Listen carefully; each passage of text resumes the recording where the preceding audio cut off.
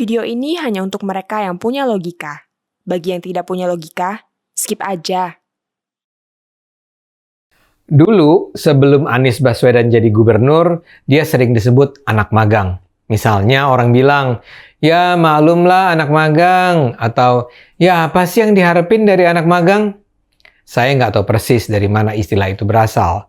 Tapi yang jelas itu bernada meragukan kemampuan Anies untuk memimpin Jakarta. Kini, 5 tahun setelah Anies pertama kali menjabat, rasanya istilah itu nggak salah-salah amat. Apalagi sekarang sudah datang Heru Budi Hartono yang menjabat sebagai gubernur selama 2 tahun mendatang. Kalau dalam 5 tahun terakhir rasanya kabar dari Jakarta adalah semata-mata kegalauan, kini hampir setiap hari kita mendengar kabar baik dari Jakarta. Heru sebagai pejabat gubernur langsung ngegas. Walau tentu saja tidak ditujukan untuk mempermalukan Anies, apa yang dalam waktu singkat dilakukan Heru seperti membuka mata publik tentang apa yang justru tidak dilakukan Anies selama 5 tahun menjadi gubernur. Sekarang jadinya orang tahu, Anies memang tidak melakukan apa-apa. Pertama, Heru menghidupkan lagi meja pengaduan masyarakat di pendopo Balai Kota DKI Jakarta di Jalan Merdeka Selatan. Meja pengaduan sengaja dibagi menjadi perwilayah untuk memudahkan warga dalam menyampaikan keluhannya. Keluhan warga akan diterima petugas setiap hari kerja, mulai dari pukul 07.30 hingga 09.30. Meja pengaduan ini dulu dimulai di era Ahok, yang begitu Anies memimpin dihilangkan. Memang pada 2020 Anies mengoperasikannya kembali. Tapi baik karena efek COVID maupun karena banyak orang tak percaya bahwa meja itu akan efektif, tak banyak masyarakat memanfaatkannya.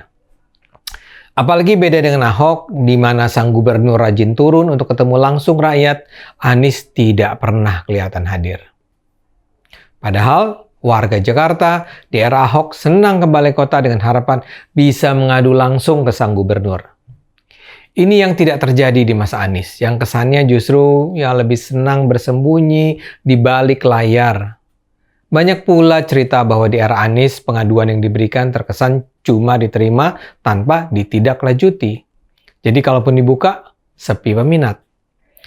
Anies juga memperkenalkan Jaki alias sistem pengaduan online.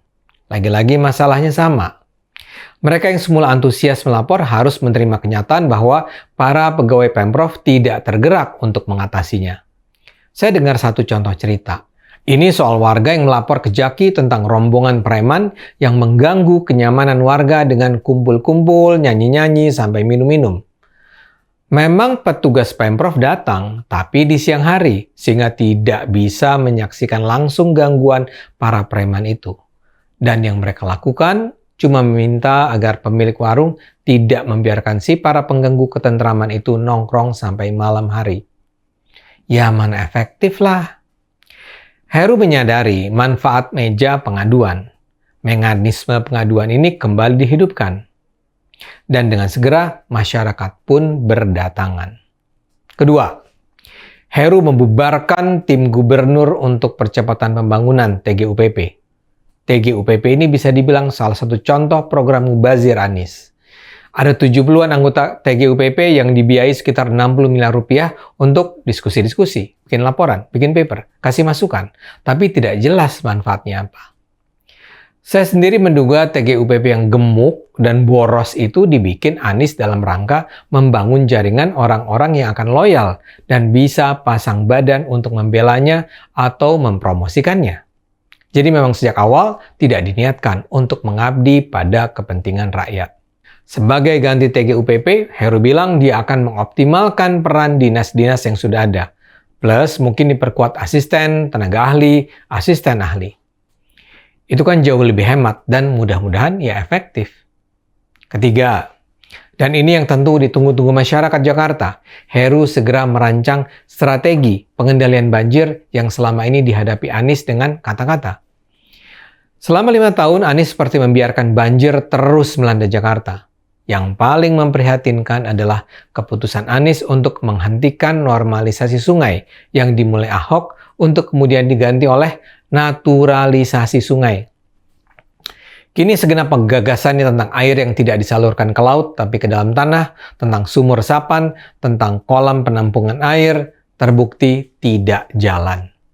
Begitu juga dengan segenap infrastruktur pengendalian banjir yang dipertanyakan kelayakannya. Kini, Heru membelokkan air ke jalan yang benar. Heru memastikan penanganan banjir Jakarta melalui normalisasi sungai yang terhenti di era Anies akan tetap dilanjutkan. Untuk itu, Heru sudah bertemu Menteri Pekerjaan Umum dan Perumahan Rakyat atau PUPR Basuki Hadi Mulyono. Heru sudah merancang pembebasan lahan yang diperlukan untuk normalisasi sungai. Heru juga mencanangkan pembangunan infrastruktur hingga penguatan pompa penyedotan air di ibu kota. Ia memastikan, satuan rumah pompa di daerah-daerah yang dianggap rawan banjir berfungsi baik. Heru berupaya memastikan seluruh instalasi pipa berfungsi baik sebagai persiapan menghadapi banjir. Heru juga berkomitmen akan rutin ke lapangan untuk memeriksa kelengkapan dalam menghadapi musim hujan dan mencegah banjir. Dia bilang dia akan keliling tiap wilayah untuk meninjau dan melakukan cek langsung setiap perlengkapan yang ada seperti mobil pompa portable dan rumah-rumah pompa. Keempat, Heru juga mencanangkan desain ulang kawasan Monas agar lebih hijau. Kawasan tersebut beberapa tahun yang lalu katanya direvitalisasi oleh Anies, tapi akibatnya menjadi lebih gersang. Ratusan pohon ditebang Anies, entah bagaimana kabarnya. Kini secara perlahan Monas akan dikembalikan marwahnya. Dan kelima, Heru bahkan memeriksa keamanan dan kelayakan jajanan sekolah.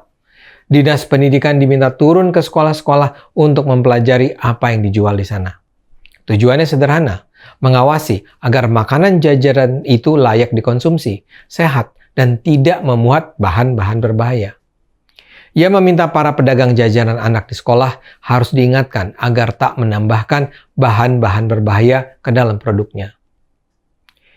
Itu semua baru sebagian dari program yang akan dijalankan Heru. Masih banyak yang harus ia kerjakan setelah 5 tahun kepentingan rakyat Jakarta terabaikan. Waktu Heru tidak lama. Dia punya waktu tinggal 2 tahun sebelum pilgub berikutnya. Tapi mengingat komitmennya, saya percaya dia akan melakukan apapun yang ia bisa untuk melayani rakyat Jakarta. 5 tahun di bawah Anies adalah 5 tahun penuh kesia-siaan. Kini adalah masa penuh harapan.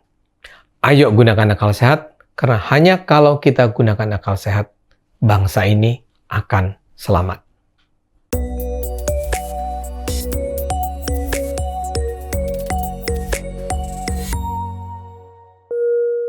Video ini hanya untuk mereka yang punya logika. Bagi yang tidak punya logika, skip aja.